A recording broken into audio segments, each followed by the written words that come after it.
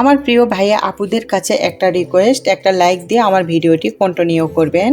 কেউ কিন্তু টানাটানি করবেন না, ফুল ওয়াচ করে দিবেন। এই তো আমার নাস্তাটি কিন্তু রেডি হয়ে গেছে। দেখেন এই নাস্তাটি এভাবে কিন্তু দেখেন এরকম করে ভেঙে কিন্তু এই নাস্তাটি খেতে। হাই গাইস, আসসালামু আলাইকুম ওয়া রাহমাতুল্লাহি ওয়া বারাকাতুহু। Welcome to my cooking channel my rims blog. আপনারা কেমন আছেন? আশা করছি যাই যেখানে আছেন অনেক ভালো আছেন। আমরা আলহামদুলিল্লাহ আল্লাহর রহমতে অনেক ভালো আছি। আজকে হচ্ছে আমি একটা আলু দিয়ে আর এক টুকরো মুরগির মাংস দিয়ে মজার একটা নাস্তা রেসিপি তৈরি করব। এই রেসিপিটি কিন্তু হচ্ছে সহজে সবাই বাসায় তৈরি করে নিতে পারবেন। চলুন দেখা যাক আমি হচ্ছে কিভাবে এই নাস্তাটি তৈরি করি। এখন আমি আলুগুলি হচ্ছে আমি সিদ্ধ করে নিয়েছি, এখন আমি এটি গ্রেট করে নিব। এই তো আমি গ্রেট করে নিয়েছি আমার আলুগুলি। এতে একটা ফ্রাই প্যান বসিয়ে দিলাম পেঁয়াজগুলি। এটি কিন্তু ঝটফট অনেক তাড়াতাড়ি কিন্তু এই নাস্তাটি তৈরি করা যায়। পেঁয়াজগুলি আমি হালকা একটু ভেজে নিব। এই তো আমার হচ্ছে দেখেন মরিচ, তারপরে হচ্ছে রসুন, পেঁয়াজ হচ্ছে ভাজা হয়ে গেছে। এই পর্যায়ে আমি মাংসের টুকরো দিয়ে দিচ্ছি অনেক অল্প। আমি কিন্তু অনেক অল্প পরিমাণে বানাচ্ছি।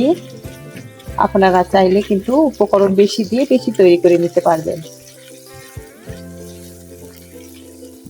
আমি ভালো করে এখন এই মুরগির মাংসটুকু একটু ভেজে নিব। এই তো ভাজা হয়ে গেছে। এখন আমি দিয়ে দিলাম একটু অল্প একটু মশলা, জিরার পাউডার, ধনিয়া পাউডার, একটু স্বাদ মতো লবণ, একটু হালকা একটু হলুদ।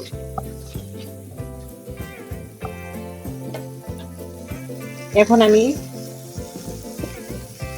আমি এর মাঝে এখন দিয়ে দিচ্ছি মাজি। এই মাজিটা দিলে কিন্তু অনেক সুন্দর একটা হচ্ছে ফ্লেভার আসে। এখন আমি দিয়ে দিব অল্প একটু পানি।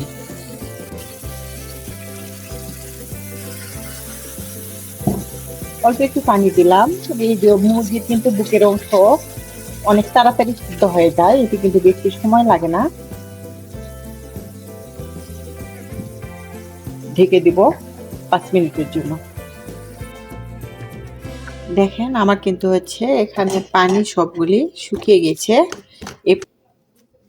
এখন দিয়ে দিচ্ছি ধনিয়া পাতা।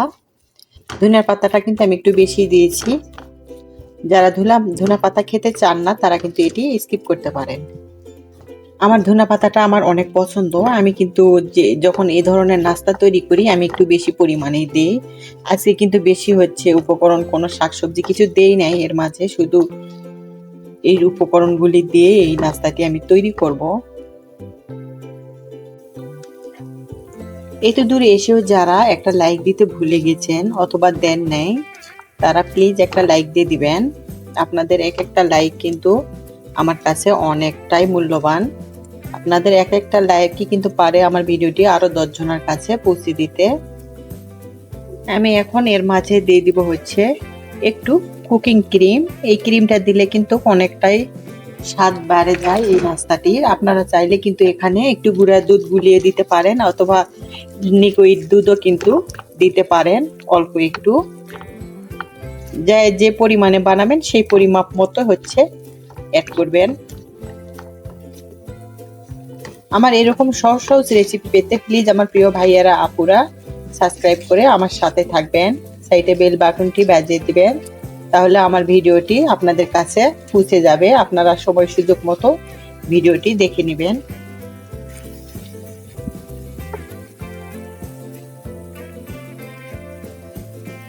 এই তো আমার এটা কিন্তু তৈরি হয়ে গেছে চিকেনটা।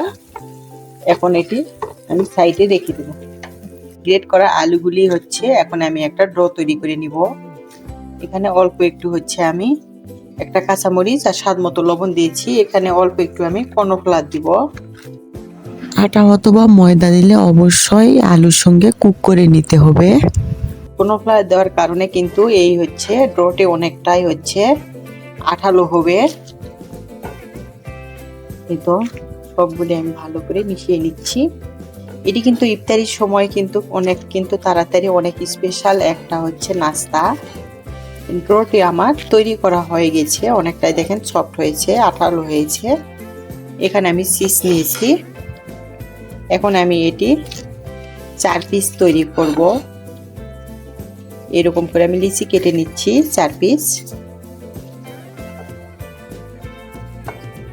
আমার প্রিয় আপুরা যারা হচ্ছে আমার ভিডিওটি হচ্ছে, এই তো 4 পিস লিচি কেটে নিলাম। একটা পাত্র নিয়েছি, এর মাঝে কিন্তু আমি একটা পেপার দিয়েছি। দেখেন আমি এইভাবে একটা করে গোল করে একটা শেপ তৈরি করে নিচ্ছি।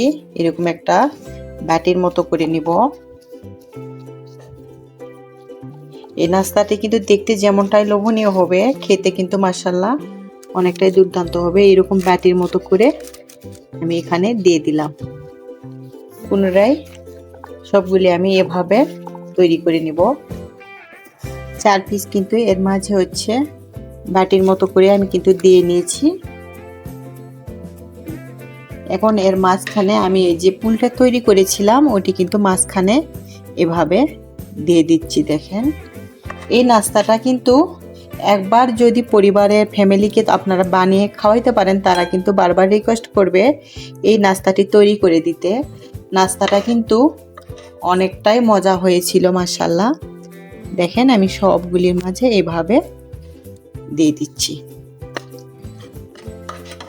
এটি অনেক তাড়াতাড়ি কিন্তু এই নাস্তাটি তৈরি করা যায়। আমি চিজ দিয়ে এটি হচ্ছে ওভেনের মধ্যে দিব। আপনারা চাইলে কিন্তু এটি হচ্ছে একটা পাতিলের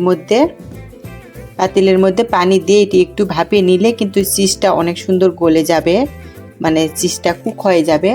আমি এটি ওভেনের মধ্যে দিব। আপনারা চাইলে কিন্তু চিজটা না দিয়ে এরকমও কিন্তু খেতে পারেন, হালকা একটু ভেজে। এখন উপর দিয়ে আমি দিয়ে দিব একটা করে ধনিয়া পাতা দিলাম, আর উপর দিয়ে এখন আমি চিজ দিয়ে দিচ্ছি। চিজ দিলে হচ্ছে অনেকটাই খেতে কিন্তু অনেকটাই দুর্দান্ত হয়। যাদের বাসায় ওভেন আছে, মাইক্রোওভেন আছে, তারা কিন্তু এভাবে চিজ দিয়ে এই নাস্তাটি তৈরি করে নিতে পারেন। দেখবেন কতটা লোভনীয় হয়। এখন আমি এটি ওভেনের মধ্যে জাস্ট 2 মিনিট রাখবো, খালি চিজটা শুধু কুক হওয়ার জন্য, যেহেতু আমার আলু এগুলি সবগুলি কুক করা আছে। ওভেনটা আমি অন করে রাখছি। এখন ওভেনের নিচে দিয়ে দিলাম, আমি 2 মিনিট রেখে দিব। এই তো আসলাম আমি হচ্ছে 2 মিনিট পর। দেখেন আমার এই যে নাস্তাটি অনেক সুন্দর হয়ে গেছে। এখন আমি নাস্তাটি উঠিয়ে নিব। আজকের ভিডিওটা আমার এই পর্যন্ত। আপনারা সবাই ভালো থাকবেন, সুস্থ থাকবেন, এই দোয়া করি। আমাদের জন্য দোয়া করবেন। আসসালামু আলাইকুম ওয়া রাহমাতুল্লাহি ওয়া বারাকাতুহু।